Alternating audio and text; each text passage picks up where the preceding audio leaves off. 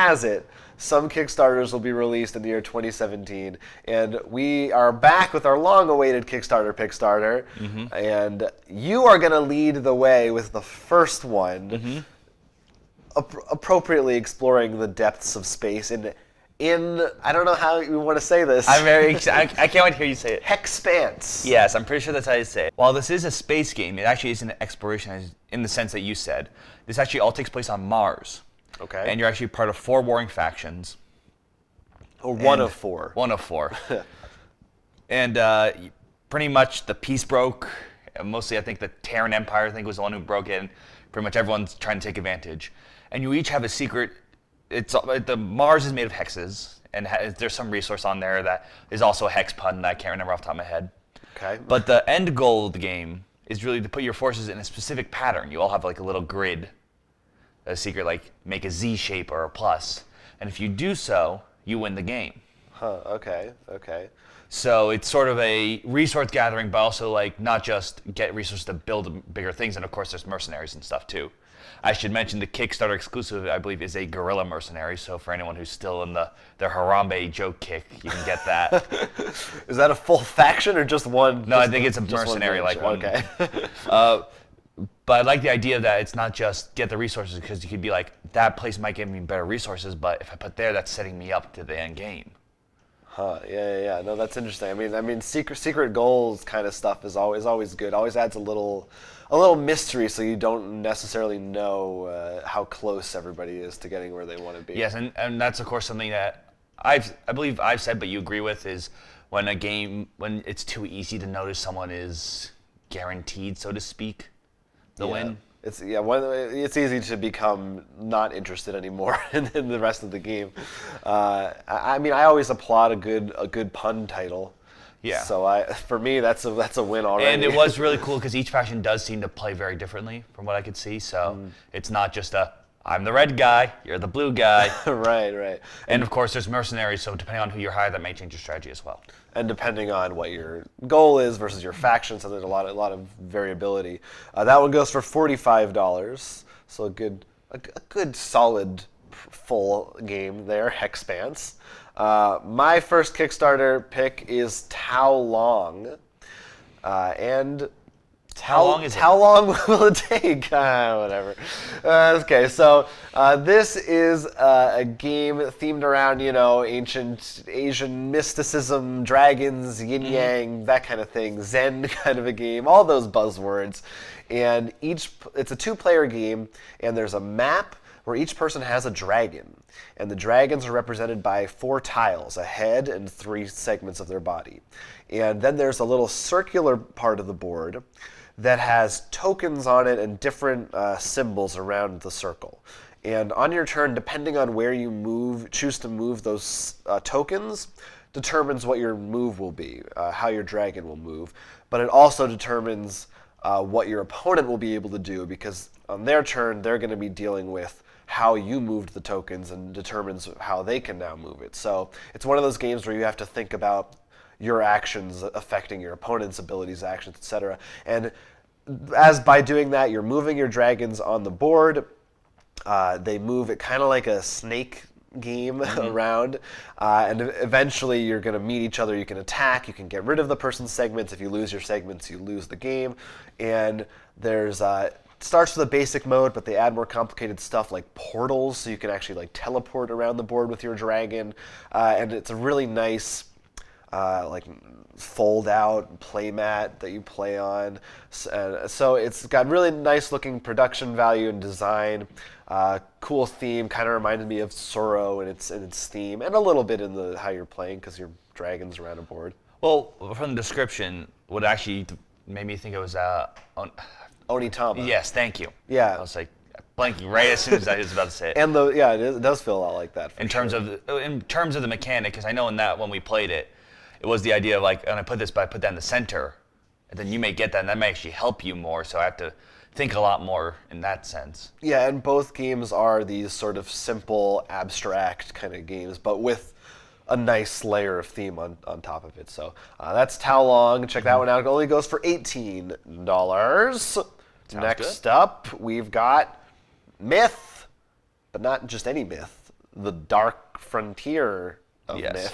Myth. If you don't know, Myth was actually another very successful Kickstarter. This is not an expansion for it, but Okay. it does take place in the mythos. Sure. You're pretty much on the city on the edge of darkness, as they say. I assume that's evil. And it's your goal. There's going to be a little city center. You actually take pieces off if you take damage. And you have to like spread your resources to gather resources, fortify the building, fight off darkness, and finish quests as your My heroes. favorite things to do. And the way it'll work is you'll actually each put cards in, and it's cooperative. I should have mentioned that. Okay. Into a day, like midday and night. And you get to choose of whether you want to attack, move, quest, and I forget what the other two are, but like pretty much your actions. And you put them into these piles, and you'll have to coordinate with your friends and allies of like what to do to get that synergy, because the enemy deck will be putting cards in there too. So it sort of has that that sort of like, okay, we want to put this first definitely because I want to go first in my questing, which gives you this and that kind of deal. And team strategizing. Right. And sort of mix this sort of resource gathering with this whole quest defending method, which I thought was pretty cool. So it's not just a simple tower defend like Castle Panic where you just sit and just kill everything that comes around. There is a bit more exploring resource as well. It makes sense since I haven't played the original Myth. I don't know. I have not. No. It's a big. It's a old big box. game. I think you would know if I have. I mean, I admit, I have a lot of big ones there. You probably haven't seen it yet, but there's a box over there, and I just got half of the miniatures from my Fireteam Zero thing. You can actually see two of them right there. The little boxes right there with the. I have plenty of miniature games. Yeah. Miniatures. Right. But it looked really fun, and of course, I'm mentioning it because one, this already comes from a big guy, so you can feel a bit safe. It's a standalone, so you don't have to feel like you have to go and find the other base game. And the Myth and the combining the mechanics sounded very interesting to me. I should mention that this is way past, it's fun and goal. So if you want it, you're gonna get it. I know there are also Kickstarter exclusives to get with this, so I don't know what they are, but I know they're I there. can't remember for this one. I just remember seeing it for the. But that goes for $50. Yeah. Which is still not too bad. Yeah, check that one. For most board games. Now I'm excited to hear your next one. The final one, very excited about this one. It's called Spinagogue. Now it is a little bit late for the Hanukkah season, unfortunately, that has ended. But there is more than one Jewish holiday. That's true. Only one of them involves dreidels, though, which is what this one is themed Yeah, but you can around. still get it as a gift. You still could. Well, I'm sure in the Kickstarter they say, year-round, you can play with dreidels now. Anyway, if you don't know, on Hanukkah, traditionally, you play a game with dreidels, which are spinning tops. And it's a very simple game. Whatever symbol it lands on, you either get some rewards or lose them. Arguably, probably one of the earlier board games, so Right. you should check it out even now. I mean, It's basically a simple gambling game. Yeah. Is really all it is.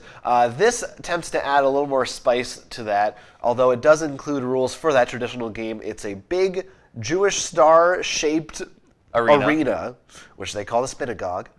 And there's multiple different ways to play. It actually comes with a bunch of different mats for different games. For example, one of them is, the main one is, you are trying to see how long you can spin your dreidel for, and it comes with a little stopwatch, and you're competing to see who can get the longest spin. Then they have another mode that looks like a baseball map, and you spin, and if it lands in a certain spot on the board, it's basically a dexterity game. You get so many points. Right. There's another one that's like an arena. Everybody spins theirs, and you try to knock each other out. But it actually looked kind of fun, and the design of the thing is cool, and really it's all the different mats that you can substitute in that to me made it seem worth a look, because it's not just the one is kind of boring, but together it seems like a pretty fun party game. Even without the dreidel theme, I think there's room for a fun top spinning dexterity game that I can't really think of any that really have The come closest I could think of possibly would be Catacombs, because they have so much weird flicking and stuff. Right. But I'm always fun because I think dexterity game is something, with reason, because some people can't play them, and that's fair. But I think it's something that I'd love to see explored more. And the other big thing is, I bring this up a lot. I always love pulling from mythos when they're not touched, and I think many religions aren't touched Partly because usually when they are, they're done so poorly because it's not done to make a game. It's done to be more of like propaganda almost in a way. Right.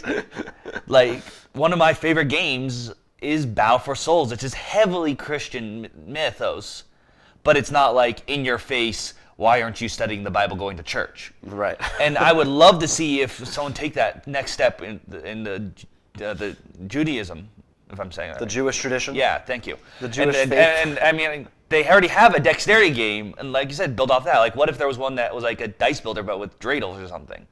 It sounds great to me. So I think that this is a great step forward. And like I said, different mats. That's the kind of stuff. Just making something that changes the game each time you play it. So definitely, I mean, that sounds like the perfect, even though it's late, the perfect gift. So Well, my guess is, knowing a Kickstarter, it'll probably be out in time for Hanukkah 2017. Yes. So it'd be a good time to back it right now for $39. That's the Spinagogue. does Whether it come with chocolate coins? It probably doesn't, but maybe there's a tier that does. I don't know. Those things. Have you ever had those Gelt coins? Once. They're usually cheap and horrible. I was used to them because like my parents still get them for like pirate coin, like so like It's like the not cheapest like chocolate you can get ever. Anyway. But it was still fun because, like you said, it was Yeah. an early gambling game, so you're like, I'm all in.